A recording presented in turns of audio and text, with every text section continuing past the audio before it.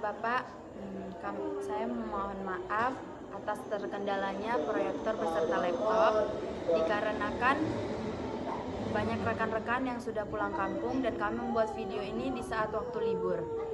Baik Pak, izin sebelumnya kami akan mempresentasikan terkait materi verbal, vokal, visual dalam retorika.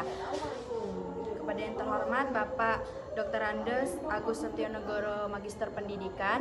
Sebelumnya izin Pak, perkenalkan nama saya Erlinda dengan akhiran NIM 083 beserta rekan hebat saya Tabita Nabila Damayanti dengan ujung NIM 071. Baik Pak, sebelumnya materi pertama saya sendiri yang akan memaparkannya. Baik, kami ulas terlebih dahulu terkait retorika. Retorika itu adalah seni berbicara atau menulis secara efektif dan persuasif. Elemen penting dalam meliputi pesan atau verbal, penyampaian atau vokal, presentasi atau visual. Ketiga elemen ini berkaitan untuk mengaktivitaskan komunikasi. Komunikasi verbal atau kekuatan kata-kata itu terbagi menjadi 3, pilihan kata atau diksi, gunakan kata yang tepat dan sesuai dengan audiens. Jangan hindari jargon teknis jika audiens tidak familiar. Artinya, gunakan kata-kata yang sering didengar oleh audiens supaya tidak familiar. Yang kedua ada struktur kalimat, susunan kalimat secara logis dan mudah dipahami. Gunakan kalimat aktif daripada pasif. Jadi seorang yang mengomunikasikan itu kepada audiens itu menggunakan kata-kata yang mudah dipahami oleh audiens sehingga kata-kata yang digunakan itu secara logis. Yang ketiga ada bahasa figuratif, yaitu gunakan metafora, smile untuk memperkaya. Contohnya, waktu adalah uang, itu sering digunakan komunikasi untuk memperkuat bahasa figuratif.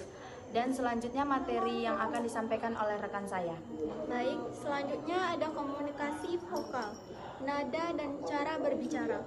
Yang pertama, nada suara. Variasikan nada untuk menekankan poin penting dan menghindari monoton. Yang kedua, volume suara.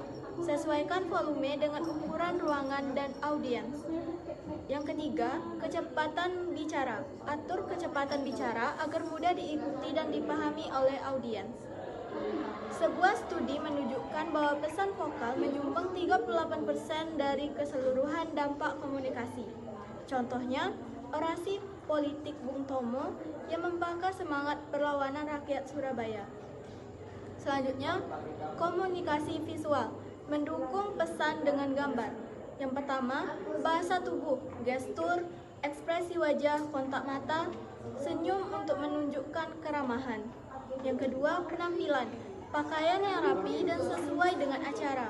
Yang ketiga, alat bantu visual, slide presentasi, gambar, video, dan demonstrasi. Sebuah studi menunjukkan bahwa pesan visual menyumbang 55% dari keseluruhan dampak komunikasi. Contohnya, presentasi Steve Jobs yang menggabungkan desain minimalis dengan demonstrasi produk yang memukau.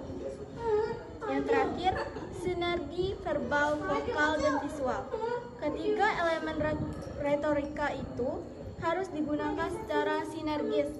Latihan dan persiapan yang matang sangat penting. Retorika yang baik dapat meningkatkan pengaruh dan mencapai tujuan komunikasi. Ingatlah, komunikasi yang efektif adalah kunci kesuksesan.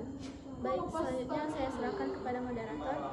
Baik Bapak, untuk terkait sesi tanya jawab, kami membuka dalam komentar nantinya. Baik Bapak, kami simpulkan materi kami terkait tentang verbal, vokal, dan visual dalam retorika. Kesimpulannya adalah dalam retorika, komunikasi yang efektif mengandalkan 3 aspek utama, verbal, vokal, dan visual tadinya. Verbal berkaitan dengan pemilihan kata dan struktur bahasa yang digunakan untuk menyampaikan pesan secara jelas dan persuasif. Vokal mencangkup unsur suara seperti intonasi, volume, dan tempo. Visual mencangkup ekspresi wajah, kontak mata, dan penggunaan media pendukung seperti gambar atau slide untuk memperjelas dan memperkuat pesan. Ketiga aspek ini saling melengkapi, menciptakan komunikasi yang lebih menarik, meyakinkan, dan mudah dipahami oleh audiens. Baik Bapak, sekian presentasi dari kami terkait tentang materi verbal, vokal, visual dalam retorika. Terima kasih Pak. Assalamualaikum warahmatullahi wabarakatuh.